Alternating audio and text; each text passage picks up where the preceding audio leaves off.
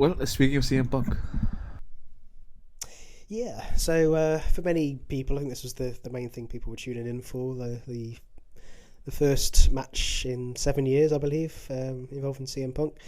Um, Firstly, I mean, do you think this should have main evented?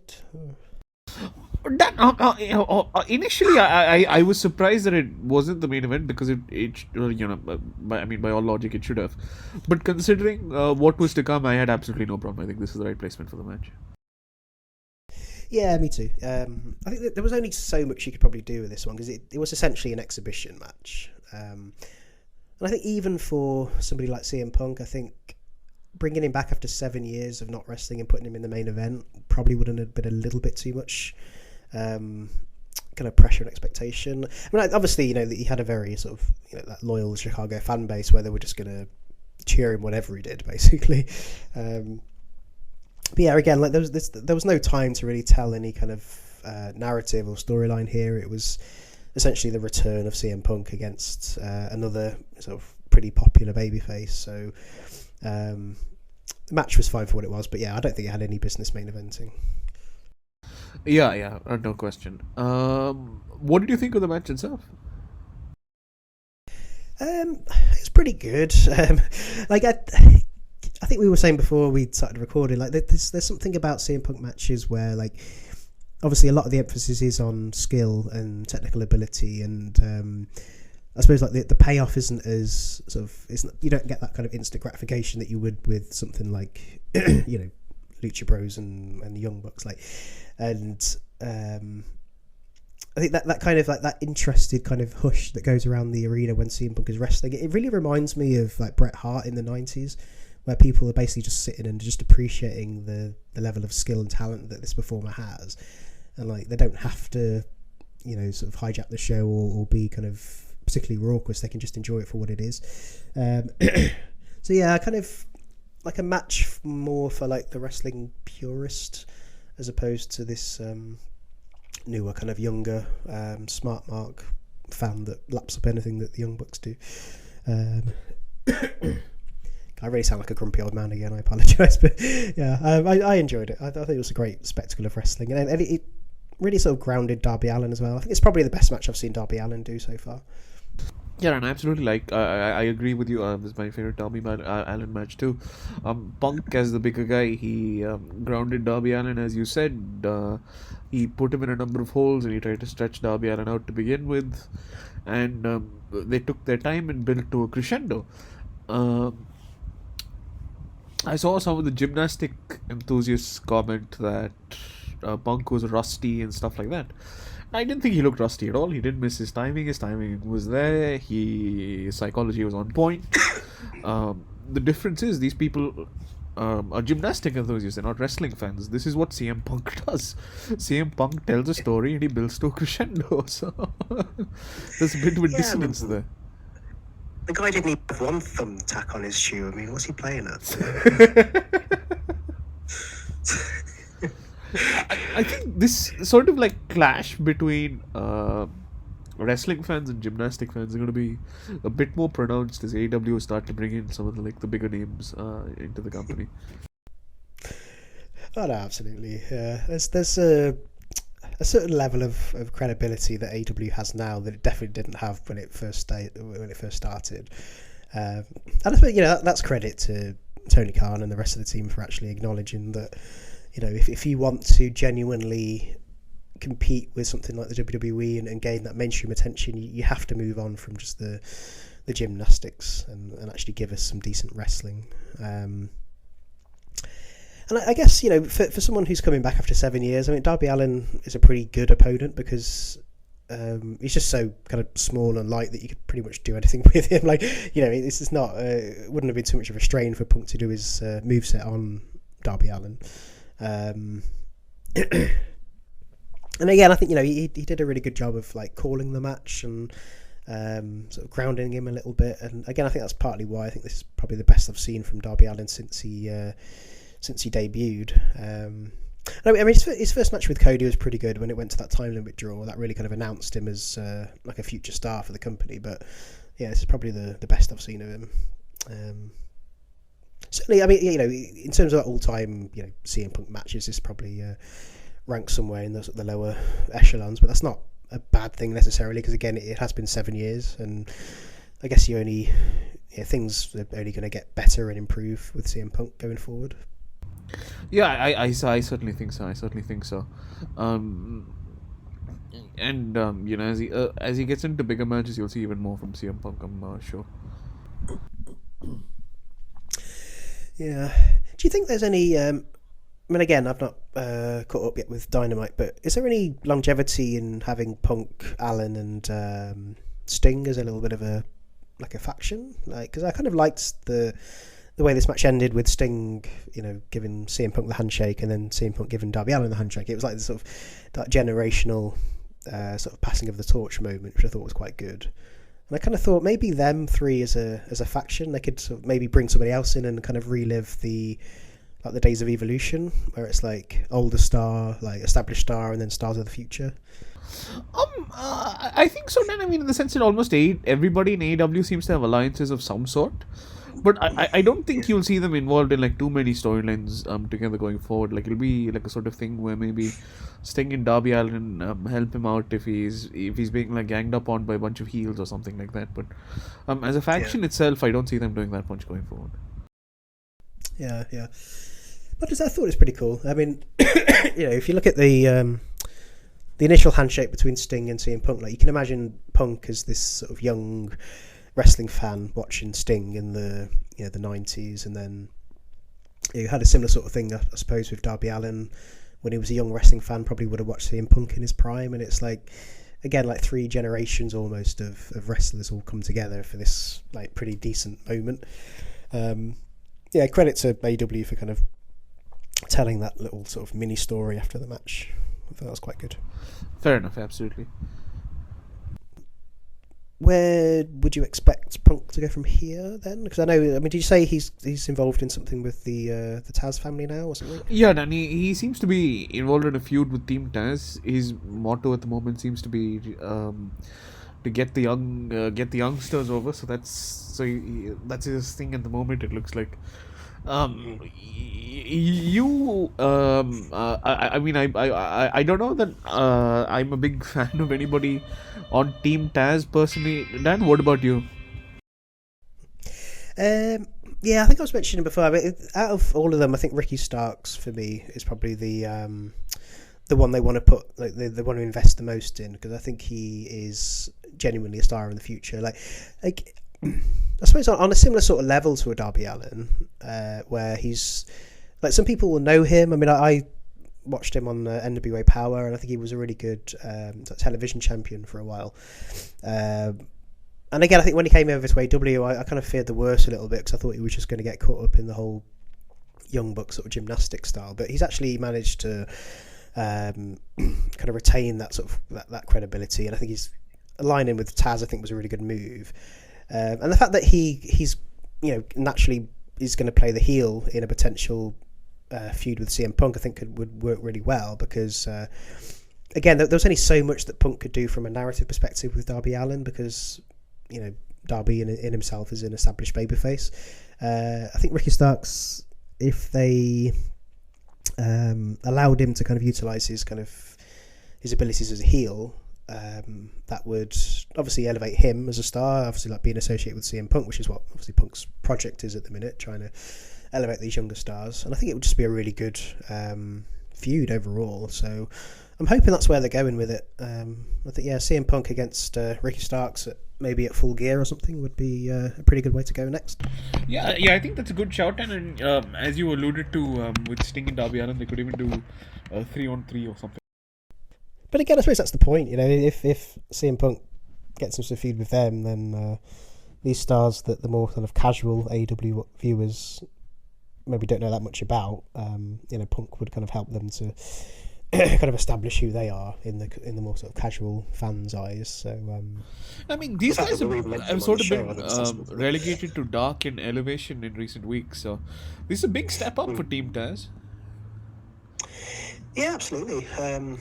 This is the hottest guy, arguably, in wrestling at the moment. alongside Daniel Yeah. Bryan anyway. So so like all the eyes of the industry are going to be on them, so they have an opportunity to get themselves over.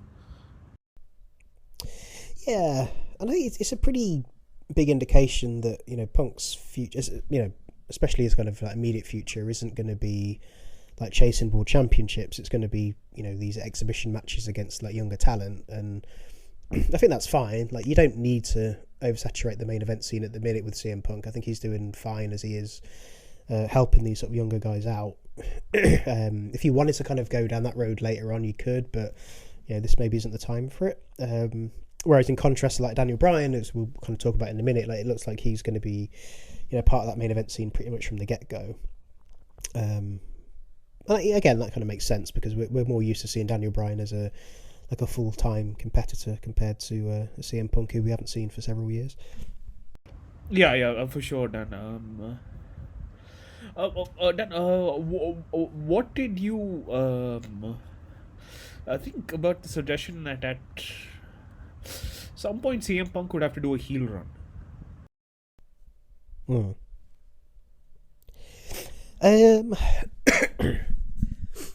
I wouldn't.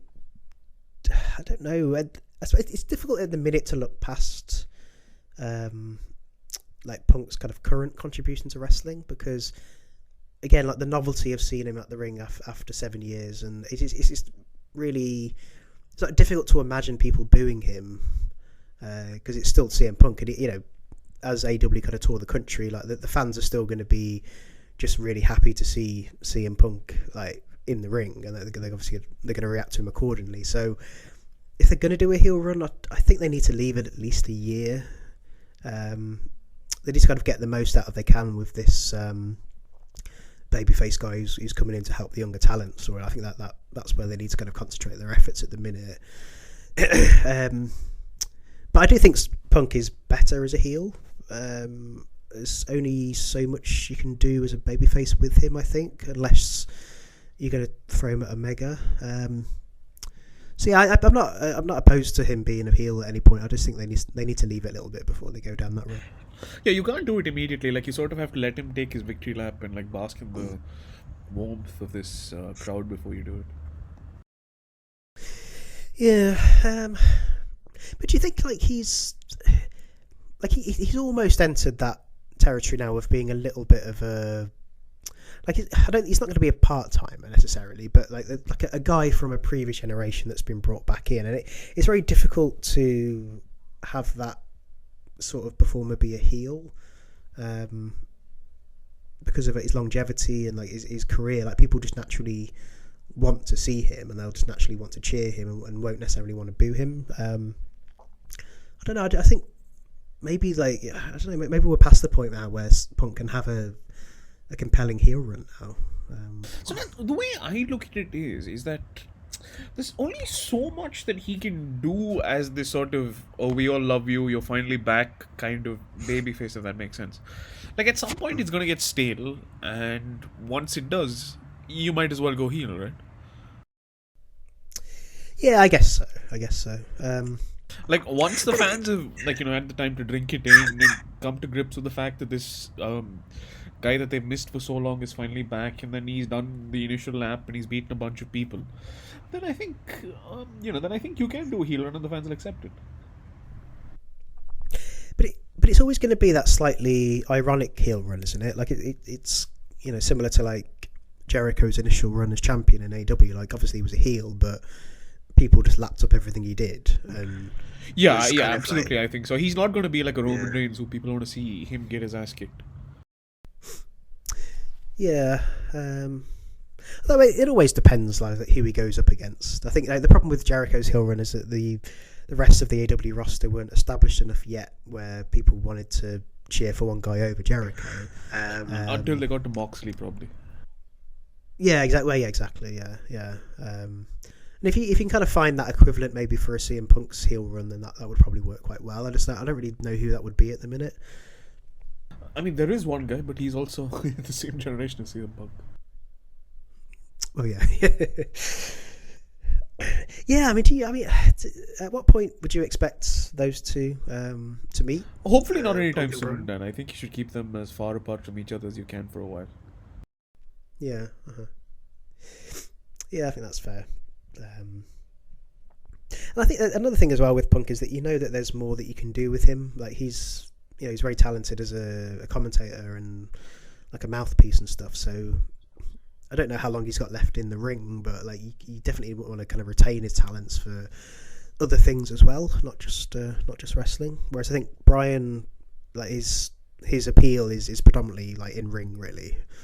I don't think you can't necessarily do quite as much with him as you could do with Punk. I kind of disagreed, and I think in recent years Daniel Bryan's come along and he's become one of the best promos in wrestling, really.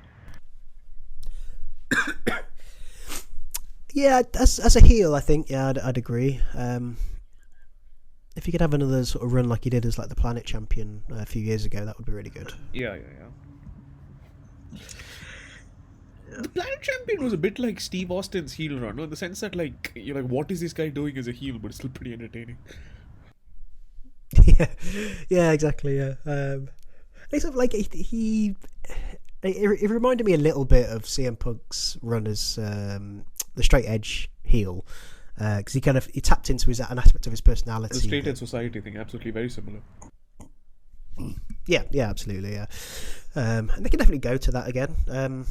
I mean, there's always a bit of an issue with having these two guys as babyfaces, because I think, like we said on our last video, like when they were at their most compelling, it was when they were kind of like an anti-authority figure against guys like Triple H and Randy Orton and everything. And when you don't have that like authority sort of presence in AEW, which I'm kind of happy with, I don't want them to bring that in, but like when you don't have that, maybe you lose a little bit of what initially brought CM Punk and Daniel Bryan to the dance.